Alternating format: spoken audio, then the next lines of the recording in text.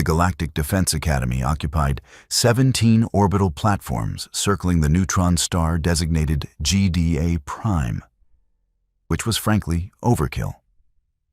But when your institution's motto is excellence through extinction-level preparation, subtlety takes a back seat. For 300 cycles, the Academy had churned out the galaxy's finest tactical officers, combat specialists, and strategic analysts. Species from 400 star systems sent their best and brightest to endure the Academy's legendary assessment protocols, and roughly 60% of them graduated without developing a stress-induced exoskeleton disorder. The Academy considered this an acceptable success rate. The thing about the Academy that most civilians didn't understand was that it wasn't just difficult. It was designed to be neurologically overwhelming. The Founding Council, composed of the galaxy's most decorated military minds, had determined that modern warfare required officers capable of processing 17 distinct data streams simultaneously while making split-second tactical decisions that could save or doom billions. To facilitate this, they developed the Cognitive Load Assessment System, or CLASS, which sounded much better than its original name. The make them process way too much garbage until they break protocol. CLASS worked on a simple principle borrowed from ancient Vraxian meditation techniques and modern Stellarian torture methods, which were, coincidentally, almost identical. Students would engage in complex analytical tasks, while the system introduced calculated distractions, alarms, simulated attacks, environmental hazards, the works. Biometric scanners monitored their stress responses, focus degradation, and the precise moment their higher brain functions started screaming for mercy. The Academy had spent decades perfecting the exact threshold where students were pushed to their absolute limits without actually inducing permanent psychological damage. Well, mostly without inducing permanent psychological damage. There were incident reports, but those were sealed. On Platform 7, in Assessment Chamber Omega-12, Instructor Vexthor circled his latest batch of tactical candidates like a predator evaluating particularly disappointing prey. Vexthor was a Krellian, which meant he possessed 6 articulated arms, compound eyes that could track 37 independent targets, and a disposition that made angry hornets look downright cuddly.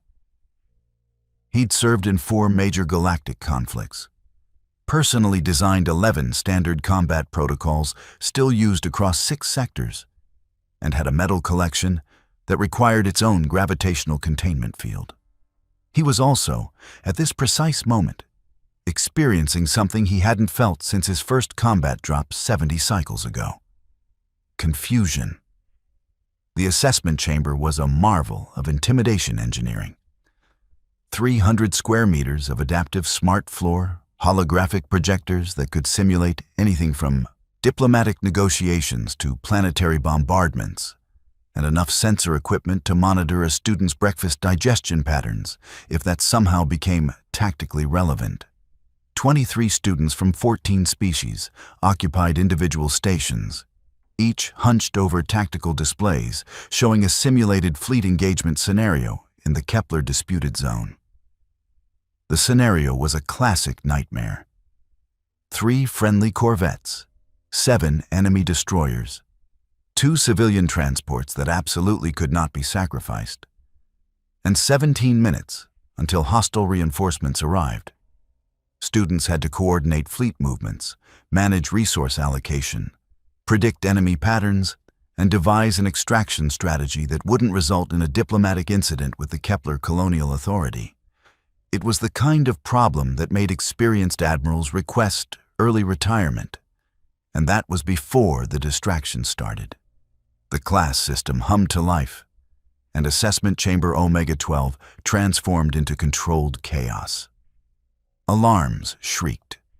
Holographic explosions bloomed across the displays. The floor beneath students' feet shifted and tilted, simulating shipboard damage. Automated announcements bellowed contradictory orders in 7 languages simultaneously. Temperature fluctuations ranged from Arctic to desert within 30-second intervals. The students reacted exactly as expected, which was to say, poorly. A Thoraxian cadet's manipulator appendages seized up, causing him to input a fleet trajectory that would have sent his corvettes directly into a stellar mass. A Viridian officer candidate's gills fluttered in panic, triggering a breathing apparatus that promptly fogged her display screen. A Moroccan student, normally composed to the point of sedation, accidentally activated his station's emergency purge and watched 3 hours of tactical planning vanish into digital oblivion. Vex-Thor monitored each failure with grim satisfaction. This was education. This was preparation. This was how you identified the 60% who'd graduate versus the 40% who'd wash out and become supply chain logistics coordinators. Then his compound eyes tracked to Station 17, and his satisfaction curdled into something approaching disbelief. The human was still working.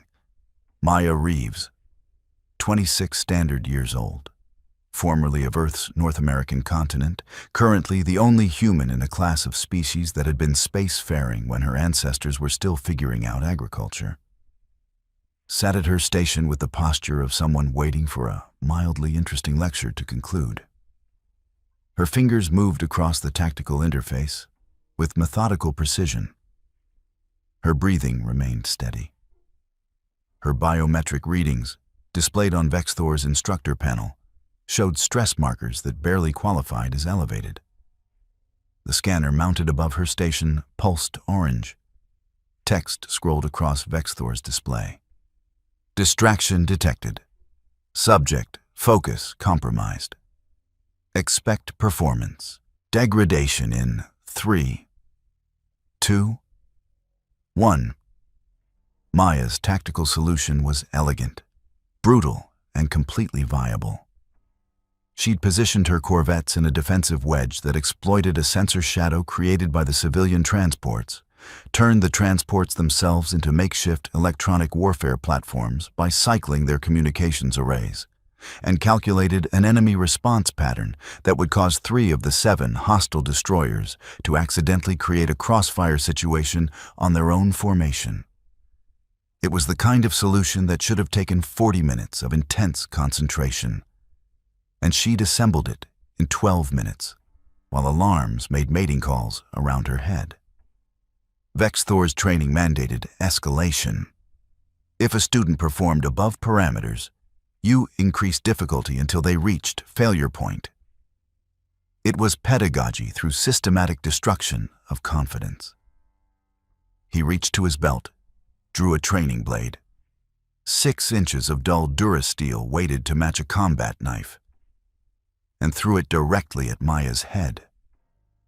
The blade crossed 15 meters in 1.3 seconds. The throw was perfect, designed to pass within centimeters of her skull before embedding in the padded wall behind her. The proximity would trigger maximum startle response. The class scanner would register the threat. The student would flinch, lose focus, and Vex-Thor could proceed with the lesson about maintaining tactical awareness under fire. Maya's left hand snapped up without her eyes leaving the display. Her fingers closed around the blade's handle with casual precision. She flipped it once, set it down beside her keyboard, and continued typing her fleet coordination protocols with her right hand. Her solution parameters didn't even pause. The Keyless scanner pulsed orange again. Distraction detected. Subject failed to respond to threat. Possible sensor malfunction.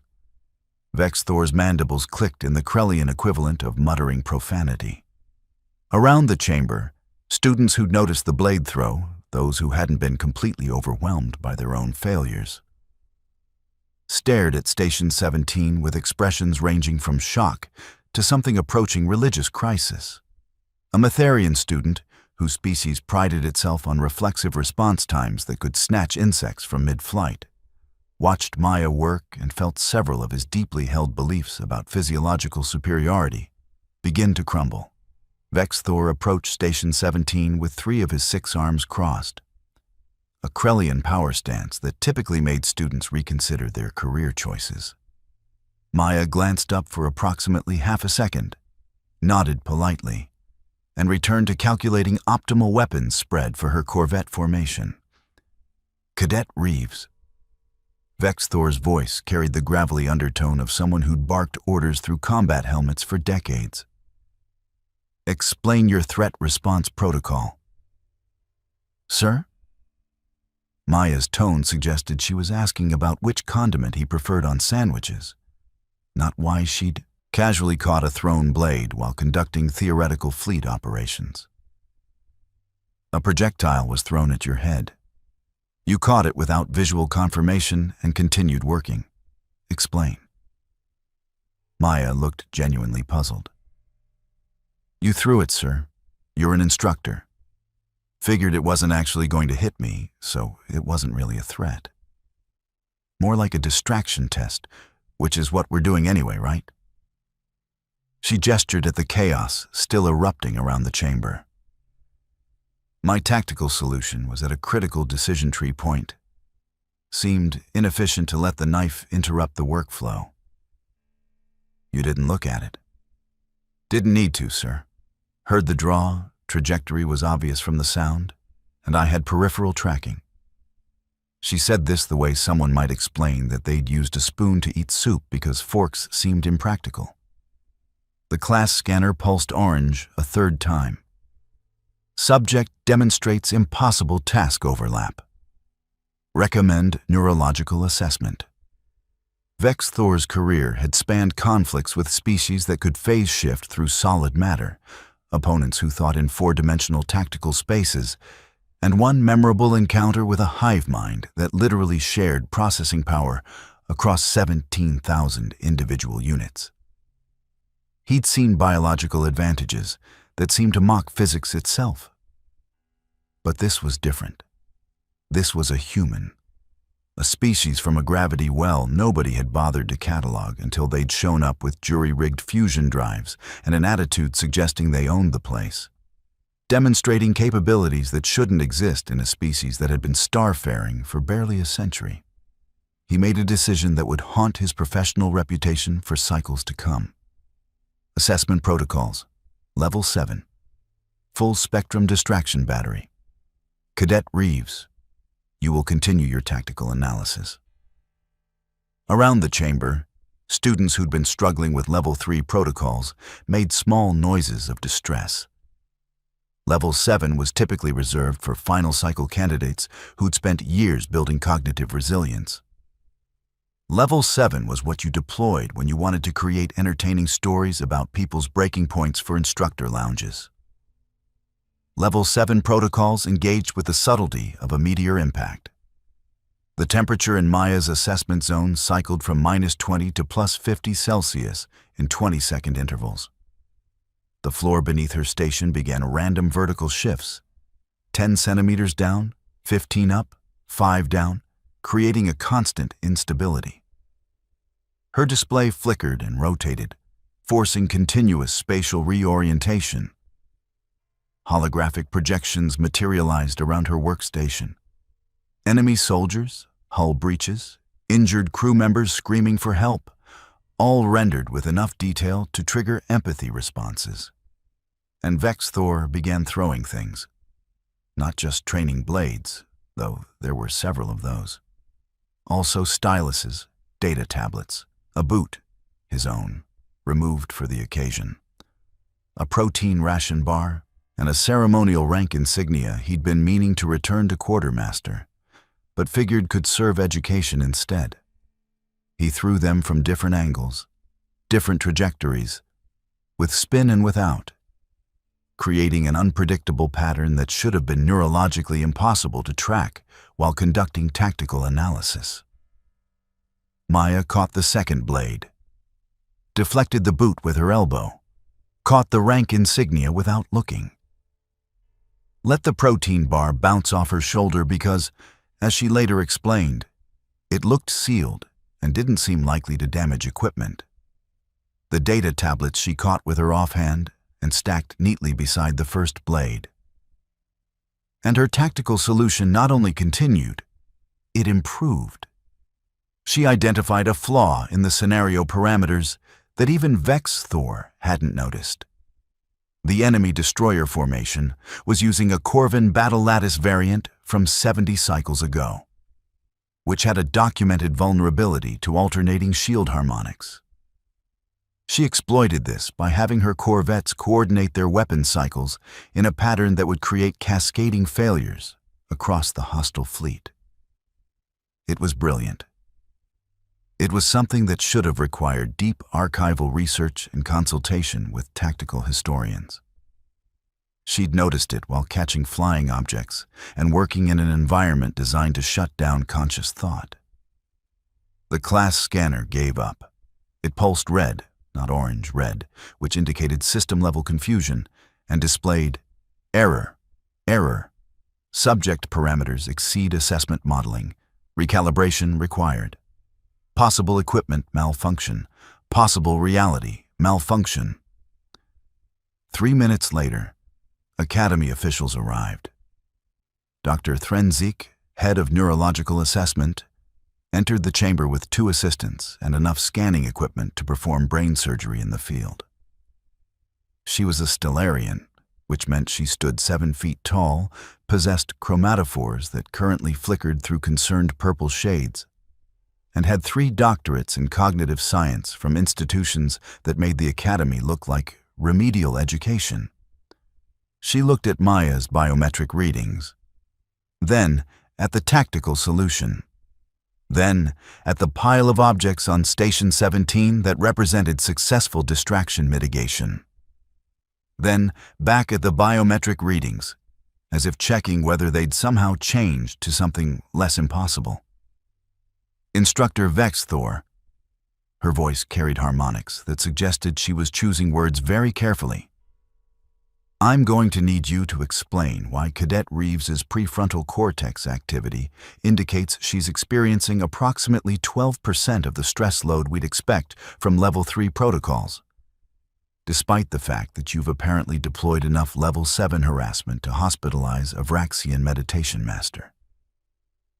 Vex Thor's mandibles clicked defensively. The human was performing above parameters. Protocol requires escalation to failure point. And has she failed? They both looked at Station 17. Maya had completed her tactical solution and was now reviewing it for inefficiencies, occasionally swatting away holographic enemy soldiers like irritating insects when they blocked her view of the display. No, Vex Thor admitted, sounding like he was confessing to war crimes.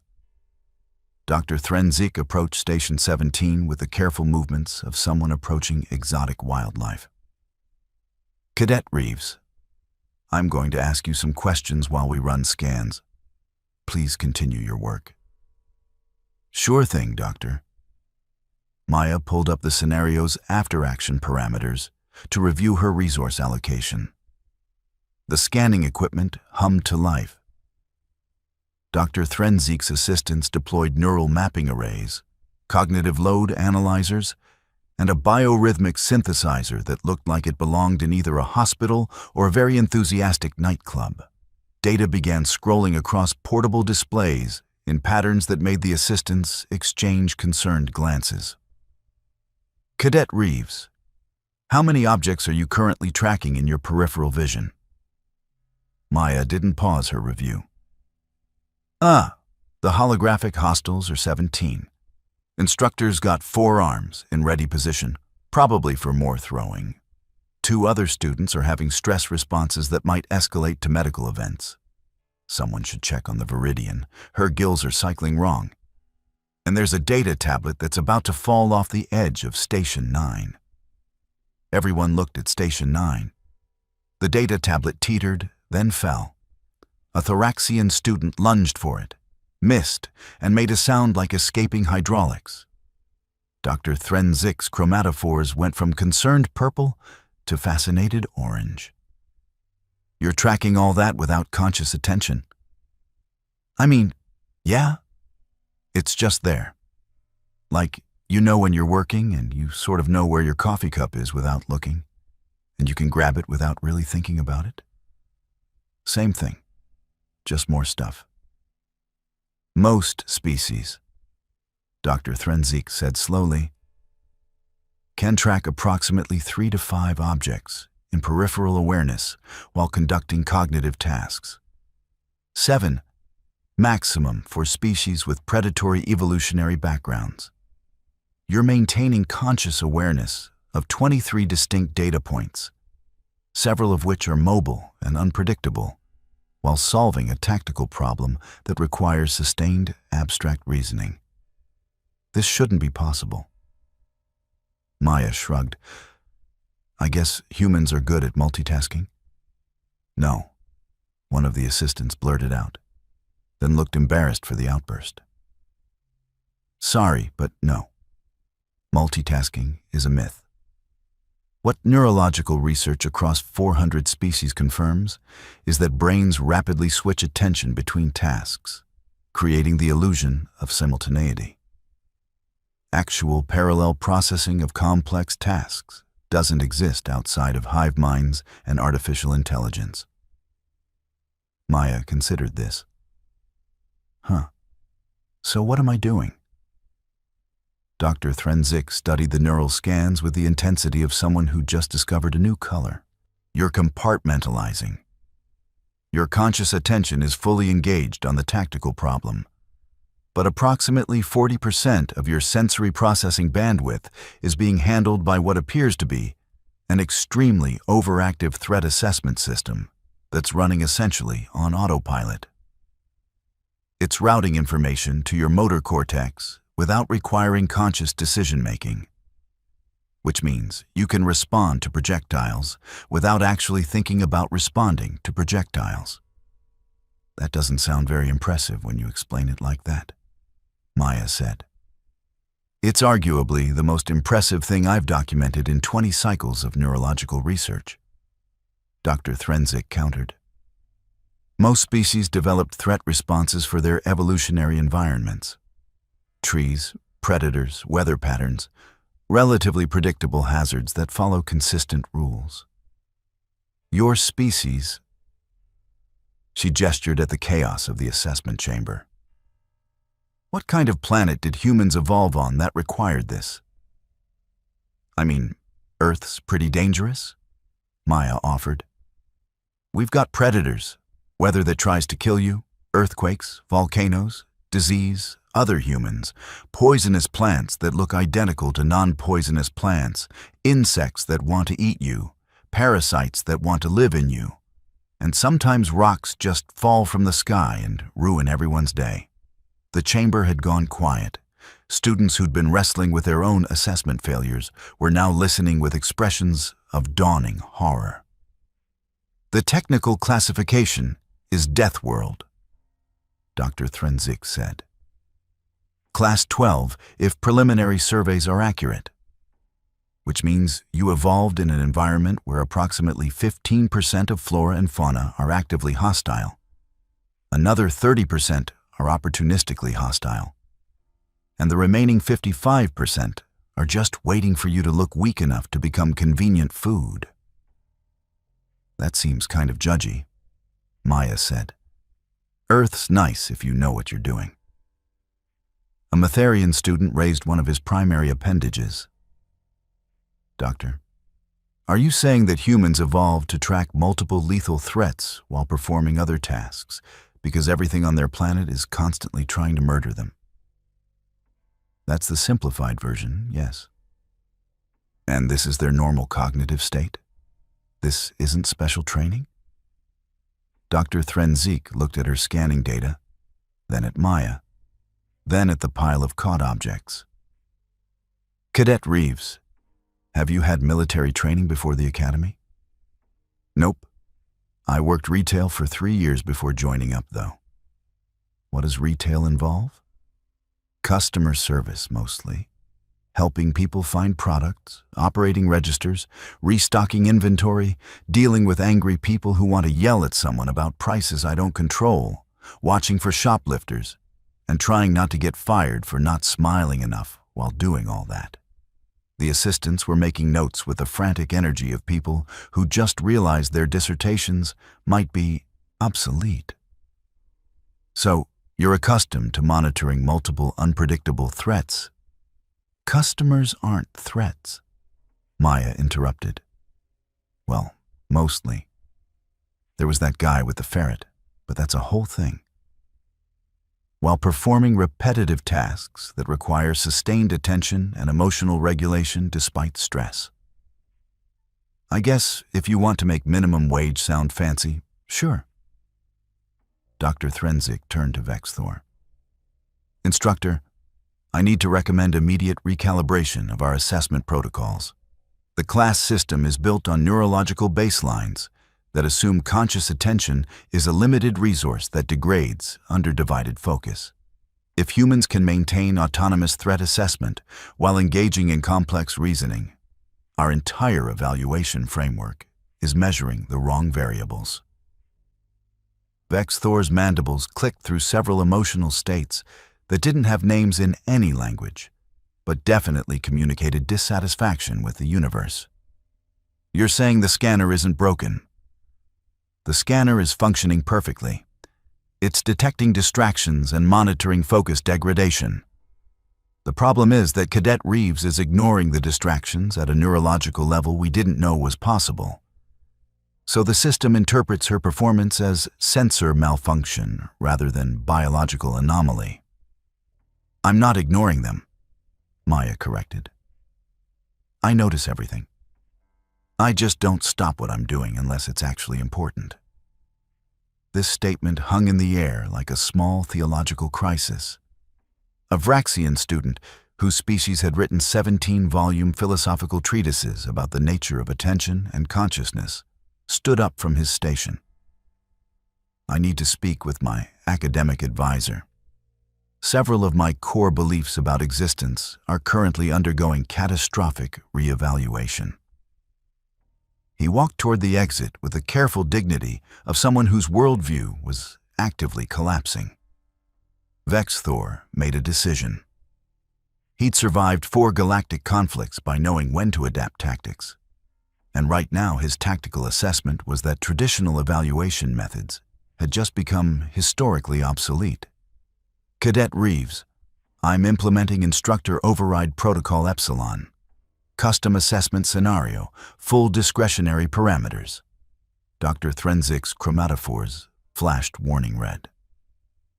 Instructor, Epsilon protocols are reserved for... I'm aware of the reservations, Doctor.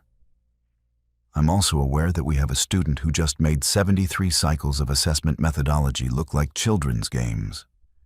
If our purpose is to prepare tactical officers for actual combat conditions, I need to know her breaking point. He turned his compound eyes fully on Maya. If I may.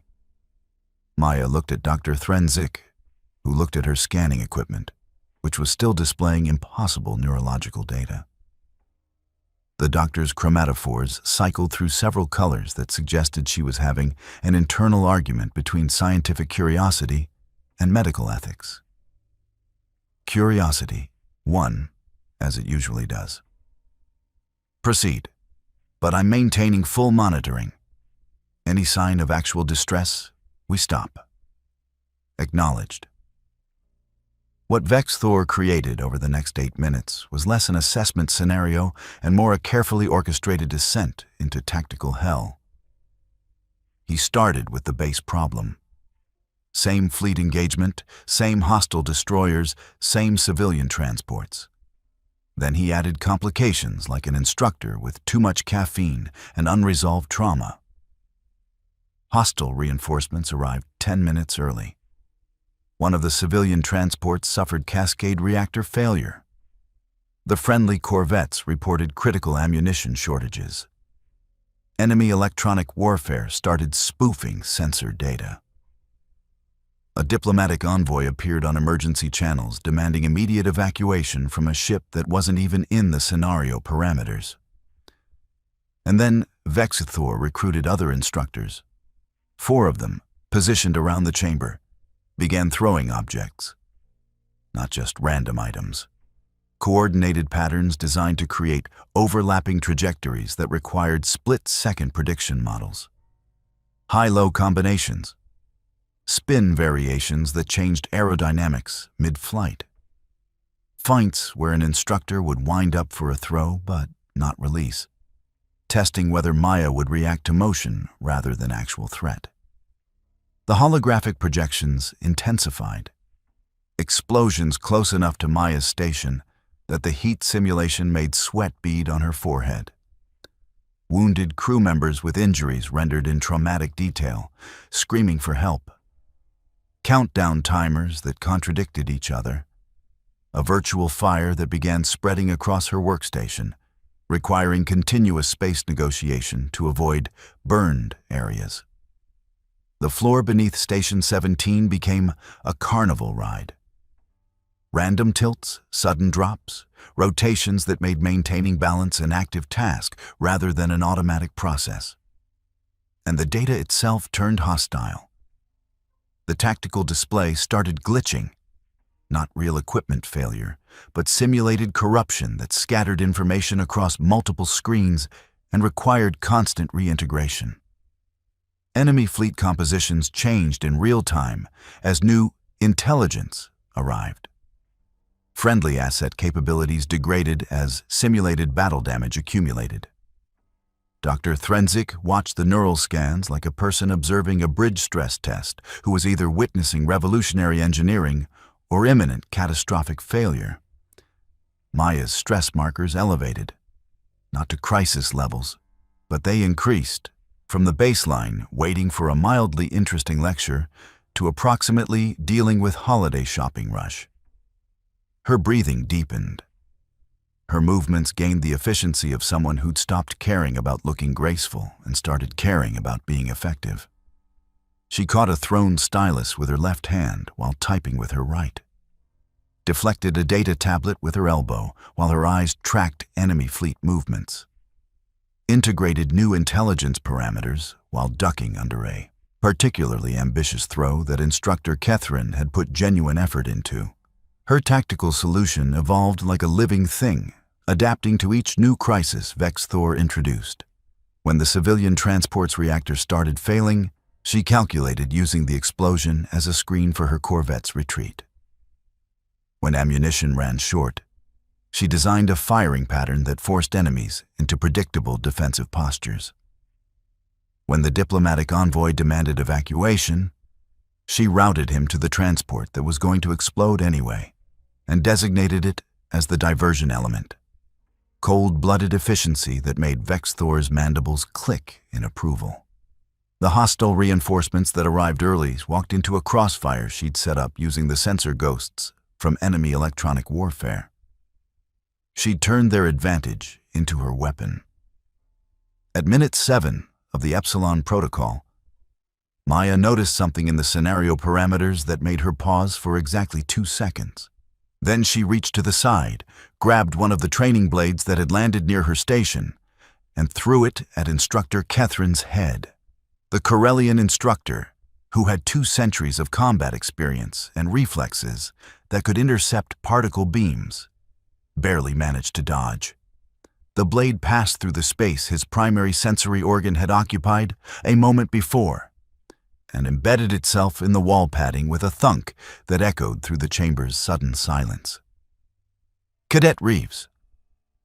Vexthor's voice carried a very specific tone that suggested several disciplinary protocols were about to be discussed. "Explain." Maya finished implementing her final tactical commands, a fleet extraction that exploited 17 different variables simultaneously and would probably be taught as an advanced case study if anyone could figure out how she'd calculated it, before looking up. The scenario parameters included a simulated enemy boarding action, sir. Your position matched the entry vector for hostiles based on the tactical layout. Seemed appropriate to engage. She said this with absolute sincerity, then added, "Also, the blade throw was weighted incorrectly. You compensated in your trajectory, but Instructor Kethrin threw his left-handed earlier, which suggested dominant arm bias. So I figured the return throw would confuse his defensive response." "Did it work?" Kethrin, still pressed against the wall where he dodged, made a sound like escaping steam. "Yes, Cadet. It worked." The KLAS scanner pulsed through several colors that weren't in its original programming, settled on magenta, and displayed, "Subject has turned assessment protocols into weapon. Existential crisis mode engaged. Requesting philosophical support." Dr. Threnzik's chromatophores had gone through the entire color spectrum and landed on a shade that roughly translated to, "I've seen something that rewrites my understanding of biology, and I'm going to need several strong drinks." She studied the neural scans with the intensity of religious revelation. Instructor Vexthor. Cadet Reeves's stress markers throughout the epsilon protocol peaked at approximately 48% of expected values. That's less than what we observe in most students during unmodified Level 3 assessments. Her threat response system processed 37 distinct potential hazards, prioritized them without conscious thought, and integrated 13 of them into her tactical solution as active assets. "Meaning?" Vexthor asked, though his tone suggested he knew exactly what it meant and didn't like it. "Meaning that what we've been measuring as distraction tolerance is actually something much more fundamental. Humans don't compartmentalize distractions. They integrate them. Every threat becomes data. Every chaos element becomes a potential resource. They evolved to make tactical decisions while their environment actively tried to kill them. So our simulation of hostile conditions doesn't overwhelm them. It just feels like Tuesday." Maya raised her hand. "It's actually Wednesday, Doctor." I stand corrected. Around the assessment chamber, 22 other students were experiencing various stages of career reevaluation. The Thoraxian cadet, who'd accidentally purged his tactical plan, was staring at his manipulator appendages like they'd personally betrayed him. The Matharian student was muttering something about reflexes being a lie told by evolution. A Viridian officer candidate had simply put her head down on her station and was breathing deeply, processing trauma that wouldn't have official psychological terminology for another 3 cycles. Vexthor approached Station 17 one final time.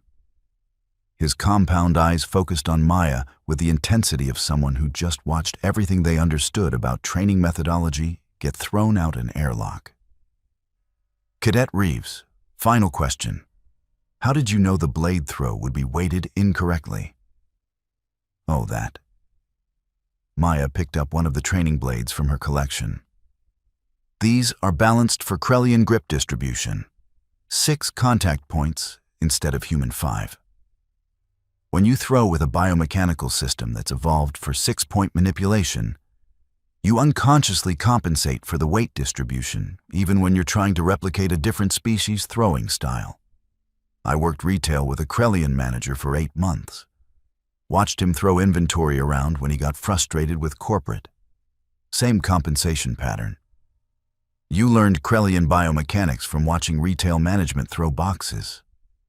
I mean, also watched a bunch of training videos about different species' physical capabilities because I figured space would have weird stuff to learn. But yeah, mostly the box throwing." Vexthor made a sound that didn't translate, but conveyed the emotional content of someone whose entire military career had just been retroactively complicated by a species who learned combat theory from minimum wage jobs. Dr. Threnzik was making notes that would eventually become a paper titled "Death World Cognitive Resilience and Its Implications for Threat Assessment Modeling," which would win 3 academic prizes and trigger a complete recalibration of galactic military training standards. But right now, she was just trying to process the raw data. "I'll need to file a recommendation with the Academy Board," she said. "Our assessment protocols are measuring variables that don't apply to human cognitive architecture. We're testing for focus degradation in a species that evolved to maintain focus despite degradation. It's like testing a fish's ability to swim in water and being surprised when it doesn't drown." "So what do we do?" Vexthor asked. "Honestly, I have no idea. This is precedent-setting territory. We might need to create entirely new evaluation frameworks, or..." She looked at Maya, who was tidying up her station and organizing the collection of thrown objects into neat categories by type and weight. "Or we accept that humans are going to break our assessment systems and adjust our expectations accordingly." Maya finished organizing, stood, and saluted with textbook precision. "Assessment complete, sir. Do I pass?" The question hung in the air like a small cosmic joke. Vexthor looked at the tactical solution. Flawless. He looked at the collected objects. 17 successful intercepts. 0 impacts. He looked at the class scanner, which was still displaying its magenta crisis colors, and had started showing what might have been the machine equivalent of sarcastic commentary. "Cadet Reeves, you didn't just pass. You invalidated 73 cycles of assessment methodology, gave Dr. Threnzik enough research material for the next decade, and possibly triggered an existential crisis in several pieces of expensive scanning equipment. For purposes of Academy evaluation, we're marking this as exceptional performance with concerning implications for institutional infrastructure." "That's good. I genuinely don't know anymore, Cadet." Maya nodded, grabbed her datapad, and headed toward the exit. At the doorway, she paused and turned back. "Sir, just wondering, when do we get to the actually hard stuff? Because the promotional materials said this academy was supposed to be really challenging, and I'm kind of curious what that looks like." 23 students made sounds of varying distress. Dr. Threnzik's chromatophores cycled through colors that approximately translated to existential horror mixed with professional excitement. Vexthor's mandibles clicked through what might have been laughter or might have been the sound of his sanity breaking. "Dismissed, Cadet." After Maya left, Vexthor stood in the center of Assessment Chamber Omega-12, surrounded by his traumatized students and expensive equipment that was having philosophical crises. He'd served in 4 galactic conflicts. He'd trained officers who went on to command fleets. He'd personally designed protocols that were used across 6 sectors. And he'd just been casually defeated by a human who thought retail experience was relevant tactical training. The Kielas scanner pulsed one final message before resetting. "Distraction detected. Distraction is the human. There is no protocol for this. Good luck." Instructor Catherine approached, still looking slightly shaken from the returned blade throw. "What do we do with her?" Vexthor considered this question while staring at Station 17, which looked like every other station in the chamber except for the pile of caught objects that represented someone casually doing the impossible. "We recalibrate," he said finally. "Everything. Because if one human can do this, if this is just their baseline capability from evolving on a planet that tried to murder them daily, then we've been training for the wrong kind of war." "What's the right kind?" "The kind where humans are on our side, probably." The next cycle, the Academy implemented Protocol Revision 7.3, which included a new assessment category called Death World Integration Dynamics. The Kielas system received updates that included approximately 400 new parameters for species whose evolutionary background involved constant environmental hostility.